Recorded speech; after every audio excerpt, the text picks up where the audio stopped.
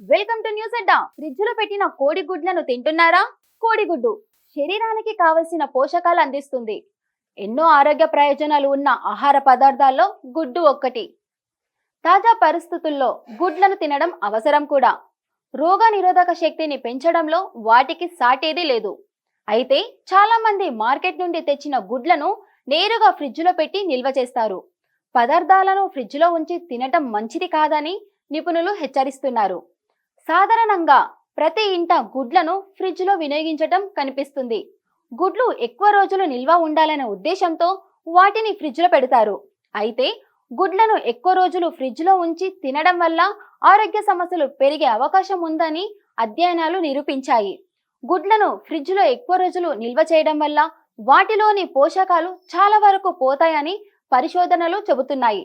దీనివల్ల గుడ్ల ద్వారా శరీరానికి లభించే ప్రయోజనాల కంటే నష్టమే ఎక్కువగా ఉంటుందని, ఇతర ఆరోగ్య సమస్యలు పెరిగే ప్రమాదం ఉందని నిపుణులు హెచ్చరిస్తున్నారు. అందుకే సాధ్యమైనంత వరకు గుడ్లను ఫ్రిడ్జ్ లో పెట్టకుండా ఉండటం మంచిది. తప్పనిసరి అయితే చాలా తక్కువ సమయం మాత్రమే ఫ్రిడ్జ్ లో ఉంచాలని సూచిస్తున్నారు. గుడ్లను ఫ్రిడ్జ్ లో 3 లేదా 5 వారాలకు మించి నిల్వ చేయకూడదు. నిల్వ చేసిన ఫ్రిడ్జ్ దిగువ భాగాన ఒక బాక్స్ లో పెట్టి స్టోరేజ్ చేయాలి. ఫ్రిడ్జ్ లో నిల్వ చేసే ముందు గుడ్లను శుభ్రంగా నీటిలో కడిగి పెట్టాలి. అప్పటి ప్రయోజనాలు ఉంటాయని నిపుణులు